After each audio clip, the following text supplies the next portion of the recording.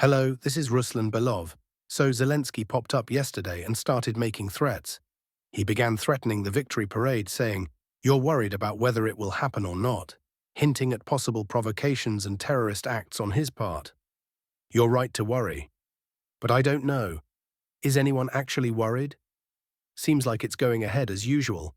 Now I've been thinking, how can we even negotiate with him? Everyone's saying now that Russia is ready for direct talks with Ukraine.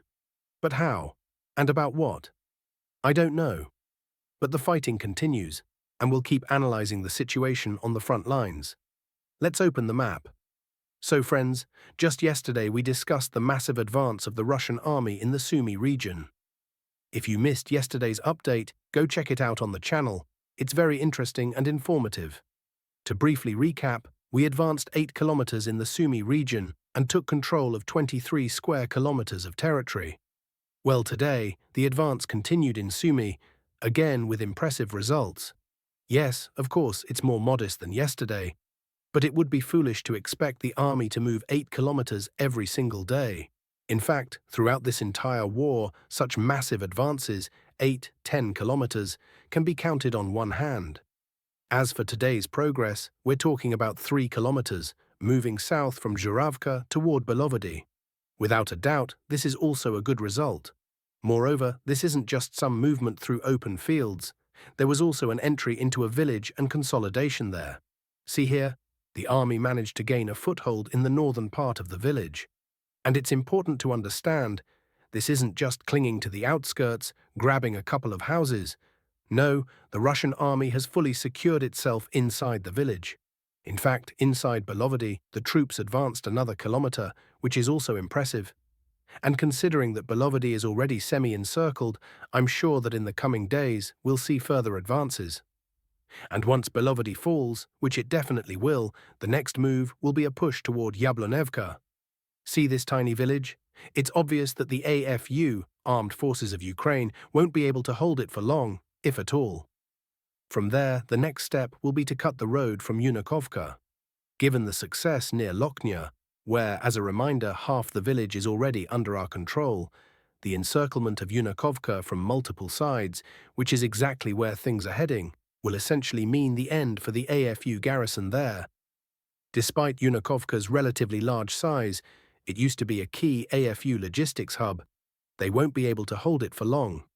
The current setbacks in the Sumy region prove that they simply don't have enough reserves to maintain their positions here.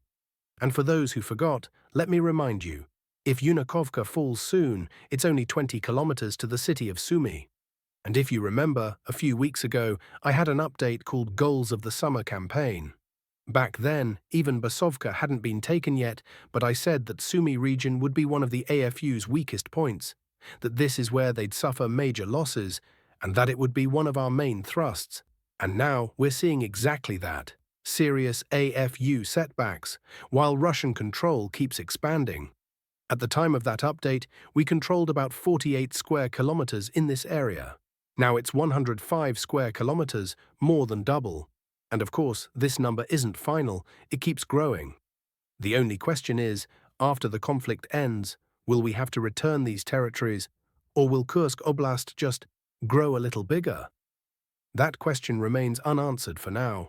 We'll see. Now moving on. Besides Sumy, there was also progress on the Pokrovsk direction yesterday, on a sector that had been static for months but suddenly became active. Look here, east of Shevchenko, the army advanced along the railway toward the village of Novokranka, somewhere around here. The total advance here was about 1 kilometer, but here's what's important.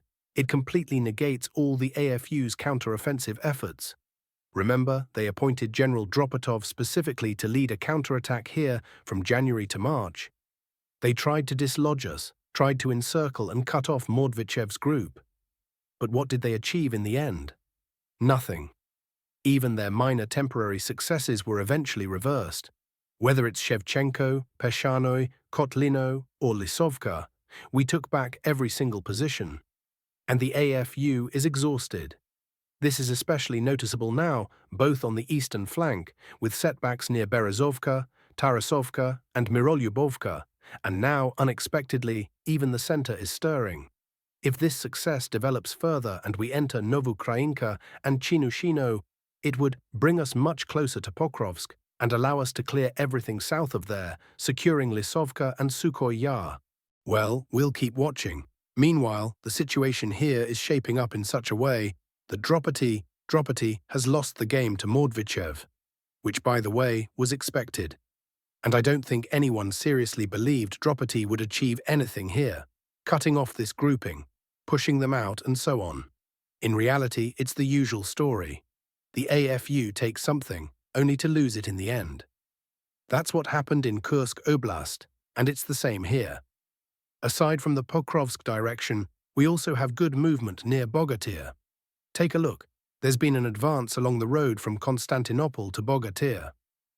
And as you can see on the map, we've managed to push forward a considerable distance. Let's even measure it to get an exact figure.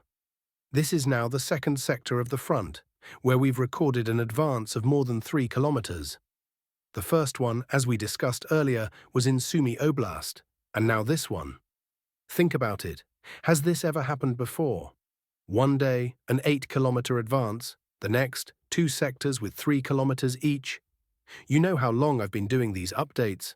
I don't recall anything like it. The AFU's recent setbacks are glaringly obvious. Why is this happening? Are their reserves depleted? Is morale completely broken? Hard to say, but one thing is clear. This is exactly why Zelensky is now begging for a 30-day ceasefire.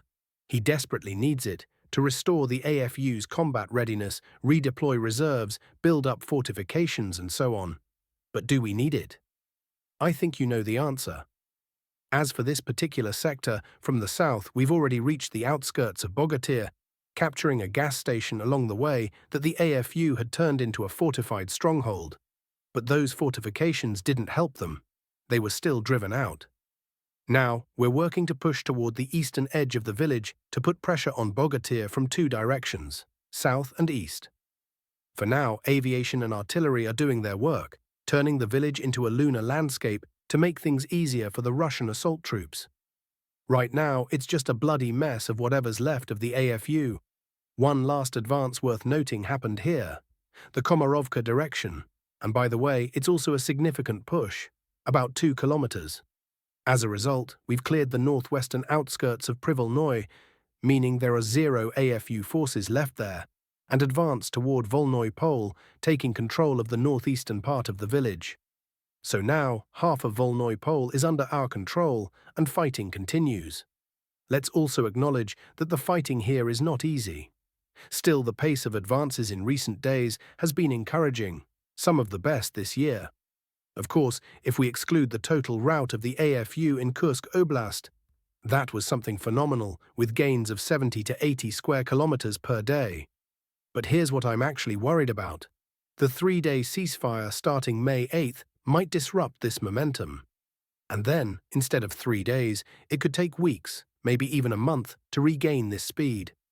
On the other hand, our guys will get some rest, and that's good too. And God willing, no one will die during these 3 days. If that happens, then the ceasefire will have been worth it. Alright, that's all for today's Frontline update. Thanks for watching. If you liked this video, hit the like button, subscribe to the channel, and stay tuned.